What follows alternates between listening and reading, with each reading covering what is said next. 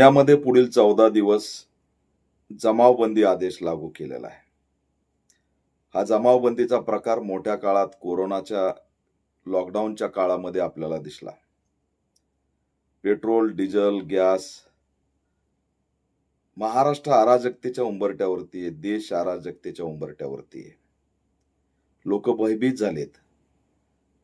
तेल नाहीये, गाड्या बंद आहेत, पेरण्या तोंडावर आल्यास शेतकरी पेरणी करू शकत नाही, डिझेल मिळत नाही. आणि सरकारच्या गुप्तचर यंत्रणा म्हणा किंवा आयबी म्हणा, यांनी सरकारला काहीतरी क्लू दिला आहे की त्या ठिकाणी राज्यभर लोक रस्त्यावरती उतरू शकतात. छोटे छोटे आंदोलनं सुरू आहेत आणि आता हळूहळू मोठ्या प्रमाणात लोक डिझेल, पेट्रोल, तेल, महागाई याच्यावरती प्रश्न विचारण्यासाठी रस्त्यावर येतील. त्यानंतर मध्ये झालेल्या 2 दिवसापूर्वीच्या कॉक्रोच जनता पार्टीच्या एका एंट्रीमुळं 20 मिलियन लोक हे एखाद्या पक्षाशी जुडू शकतात सोशल मीडियावर. म्हणजे सत्ताधारी पक्षापेक्षा 10 पटीने त्याचे फॉलोअर्स वाढत आहेत. तर याचा धसका सगळ्यांनी घेतलेला आहे आणि ही पार्टी काढणारा महाराष्ट्रातला तरुण आहे.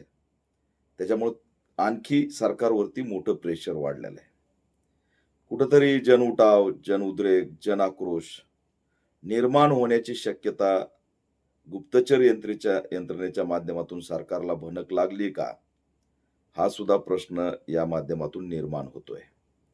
14 दिवस जमावबंदी म्हणजे 5 लोकांच्या वर जर लोक आले तर त्यांच्यावरती कारवाई केली जाईल. जमावबंदीचा आदेश लागू आहे म्हणून त्यांना उचलण्यात येईल. म्हणजे या 14 दिवसात तुम्ही मोर्चे काढायचे नाही, आंदोलनं काढायचे नाही, निदर्शनं करायचे नाही, एकत्र यायचं नाही, चर्चा करायची नाही. म्हणजे अशा पद्धतीने एक प्रकारची ही आणीबाणीची पहिली स्थिती आहे का, असा सुद्धा प्रश्न या ठिकाणी निर्माण झालाय. आजच एक आंदोलन मुंबईमध्ये झालंय आणि त्यानंतर सरकारने मोठ्या प्रमाणात धसका घेतलाय. महाराष्ट्रभर सुद्धा आता हे आंदोलन उभा राहतील. पक्षविरहित लोकांचे आंदोलन जर उभा राहिले तर ते कंट्रोलमध्ये येणार नाहीत आणि म्हणून ही जमावबंदीचा आदेश लावण्यात आलाय. परंतु हे धक्कादायक आहे. लोकशाहीमध्ये अशा पद्धतीची हुकुमशाही गाजवणं दुर्दैवी आहे. असा जमावबंदी आदेश लावून जनतेचा आवाज दाबणं चुकीचं आहे. म्हणजे तुम्ही तेल देणार नाहीत, पेट्रोल डिझेल उपलब्ध करून देणार नाहीत, वस्तुस्थिती काय आहे ते सांगणार नाहीत, संकट काय आहे ते सांगणार नाहीत. लोकांना भयभीत करायचं आणि संपवायचं हा कुठला अजेंडा आहे? म्हणजे तुम्ही तुमच्या घरात गुदमरून जा, तुमचा व्यवसाय बंद पडला तरी सरकारला घेणं देणं नाही, तुमचा रोजगार गेला तरी घेणं देणं नाही. लोंढेची लोंढे उद्या भयभीत होऊन रस्त्याने चलत चलत आपल्या गावाकडे पुन्हा एकदा कोरोनासारखे दिसले तर आश्चर्य वाटू देऊ नका. सरकारला याच्याशी काही घेणं देणं नाही.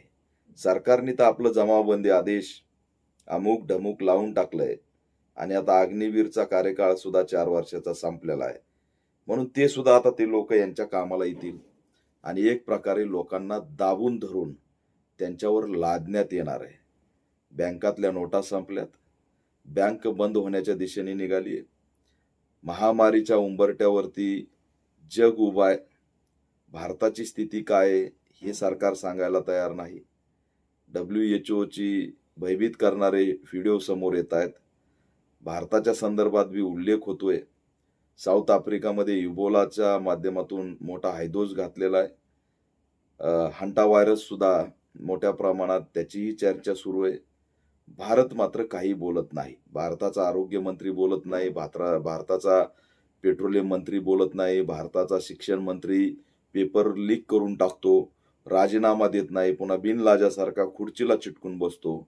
हे सगळे एकंदरीत अतिशय धक्कादायक आहे आणि म्हणून पुण्यातली 14 दिवसाची जमावबंदी ही फक्त त्या ठिकाणी पहिली क्रिया सरकारकडून सुरू झालेली. याचा आता शहरं बदलले की उद्यापासून पत्रकं जिल्हाधिकाऱ्याच्या माध्यमातून निघत राहतील आणि पूर्ण राज्यात लॉकडाऊन सारखी स्थिती करतायत का, हाही या माध्यमातून प्रश्न निर्माण झालाय. या अशा सगळ्या बातम्यांनी, अशा सगळ्या ॲक्शननी लोक आणखी भयभीत होणार आहेत आणि त्याचा परिणाम महाराष्ट्रावरती झाल्याशिवाय राहणार नाही. त्याच्यामुळे अशी जमावबंदी लावू नका. कळायला पाहिजे की आपण काय करतोय, कशासाठी करतोय. विनाकारण लोकांना वेठीस धरू नका.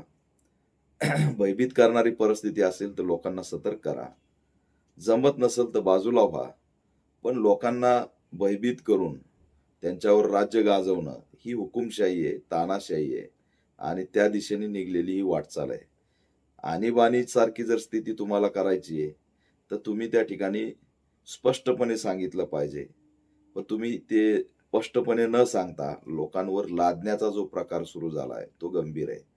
तेल का मिळत नाही, तेलाची स्थिती काय, ते 5 डेपो जे आहेत जिथं तेल येतं त्या डेपोची स्थिती काय, मीडिया याच्यावर गप्प आहे, सगळे गप्प आहेत. सरकार मात्र एकापाठोपाठ एक लादण्याचा प्रकार करत आहे आणि राज्याचे मुख्यमंत्री जमावबंदी लावून मोकळे झालेत. 14 दिवसाची जमावबंदी म्हणजे हळूहळू लॉकडाऊनच्या दिशेने निघलेले हे वातावरण आहे. त्याच्यावर बोलत नाहीत. पण मोदी किती आत्मनिर्भर भारत करतायत, मोदी कसे आहेत, मोदी असे आहेत, मोदी तसे आहेत. अरे जरा बघा, लोक केंडाने एकामेकाला मारायला लागलेत. शेतकरी हवालदिल झालाय. त्याचा माल शेतातून घेऊन जायला त्याच्याकडे तेल नाही.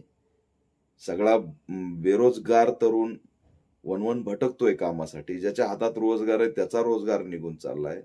लोकांचे स्टेटस, लोकांच्या पोस्ट, लोकांना भयभीत करणारे अनेक प्रकार पुढे येत आहेत. बँक म्हणताय की आमच्याकडे नोटा नाहीत. पेट्रोलच्या पंपावर गेल्यावर डिझेल तिथं मिळत नाही आणि ब्लॅक मध्ये मात्र डिझेल मिळतंय. पैसे वाढून लुटमार चालू आहे, त्याच्यावर कुणीही बोलत नाही. ह्या सगळ्यामध्ये सगळं वाचवा म्हणतात. टोल वसुली चालू आहे, टॅक्स वसुली चालू आहे. का बरं जीएसटी अन्नधान्यावरला या संकटाच्या काळात बंद केला नाही? का बरं टोल घेऊ नका, टोल बंद केला नाही? म्हणजे लोकांच्या महागाई लावून त्यांच्या खिशातून तो मरायला लागला तरी त्याच्या खिशातून वाढायचं, त्याच्या बँकेतून वाढायचं, त्याच्या घरातून वाढायचं. म्हणजे शेवटी त्यांनी स्वतःला संपून घेतल्यावर तुमच्या मनाचं समाधान होणार आहे का? त्याची नोंद सुद्धा तुमच्या दरबारी होणार नाही हेही आम्हाला माहिती आहे. त्याच्या जाण्याचा तुम्हाला कोणता फरक पडणार आहे का? तेही पडणार नाही. माणूस जाईल, त्याचं कुटुंब उद्ध्वस्त होईल, कुटुंबातले अनेक सदस्य पुन्हा त्याच्या पाठीमागं त्यांना गेल्याशिवाय पर्याय नाही. ती सिच्युएशन तुम्ही आणताय का? माणूस म्हणून त्याच्याकडं तुम्ही संवेदनाने बघणार आहेत की नाही, हा गंभीर प्रश्न आहे. त्याला तुम्ही लुटत निघलात. का टोल बंद करत नाहीत? का त्याला राशन व्यवस्थित प्रामाणिकपणे देत नाहीत? राशनचा भ्रष्टाचार थांबत नाही. अन्नधान्यावरला जीएसटी तुम्ही लावताय. हे काय चाललंय? त्याच्यात तुम्ही कन्सेशन देत नाहीत. इकडं मात्र वैश्विक संकट आहे.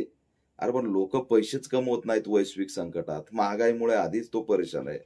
पण त्याच्याकडून तरी पण तुम्ही लवचुंबक लावल्यासारखं खिचून घेताय. त्याला काही त्याचं आयुष्य पूर्ण उद्ध्वस्त करताय. तर हे दुर्दैव आहे. काय करायला निघालात तुम्ही लोकांसोबत ते स्पष्टपणे सांगा की बाबा काय तुम्हाला लोक संपवायचे, लोकसंख्या घटवायची, नेमका तुमचा अजेंडा काय? तुम्ही ब्लॅकमेल झालात, कोणता देश तुमच्यावर दबाव आणतोय का? जगात तुम्हाला कोणी घाबरवतोय का? इपिस्टिन फाईलमुळे घाबरलात का? कशामुळं तुम्ही घाबरलात ते सांगा. जगाला कशाला तुम्ही देशाला कशाला उद्ध्वस्त करताय? जगातला कोणता देश जर तुम्हाला ब्लॅकमेल करत असेल तर देशाला, राज्याला उद्ध्वस्त करू नका. तुम्ही एकट्या दोकट्या माणसामुळे जर देश उद्ध्वस्त होत असेल तर बाजूला व्हा. किंवा राजकीय याच्यातून तुम्हाला कुणी भयभीत करतंय, काय नेमकं चाललंय तुमच्यासोबत? अरे माणूस मरायला लागलाय, त्याला पाण्याची गरज आहे, तुम्ही मोदी मोदी म्हणताय. त्याला डिझेल तिथं भेटत नाही, शेतकरी हवालदिल झालाय, पेरण्या तोंडावर आल्यात आणि तिथं तुम्ही मोदी मोदी करताय, धर्म करताय. लाज वाटली पाहिजे जमावबंदी आदेश लावताना. त्या लोकांनी तुमच्याकडं बोटच दाखवायचं नाही, आवाज उठवायचा नाही, आंदोलन करायचं नाही.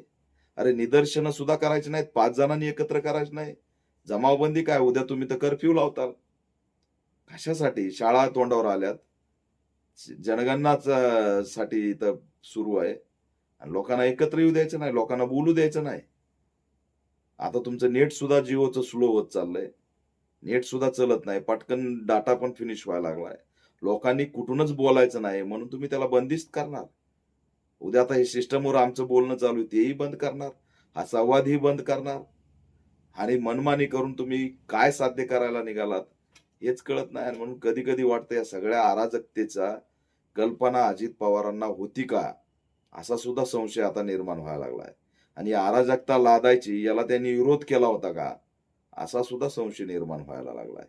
ही सुरुवात पुण्यातून झालेली राज्यभर होईल. लॉकडाऊन येतंय की आणीबाणी येते हे आता बघायचं राहिलेलं आहे. लोकांनो, तुम्ही मात्र देशभक्त आणि धर्म याच्यातच खुश राहा. धर्माचं कार्ड दाखवा का देशभक्तीचं कार्ड दाखवा, का मोदी भक्तीचं दाखवा की मेलोडी भक्तीचं दाखवा. या महागाईमध्ये तुम्हालाही सुटका नाही आणि माणूस संपवण्याच्या या जागतिक अजेंड्यामध्ये तुम्हाला सुटका नाही, एवढं लक्षात ठेवा. धर्माची नशा तुम्हाला घेऊन डुबणार, याच्या पलीकडे काही होणार नाही. आता तरी माणूस वाचवण्याची ही लढाई तीव्र करा.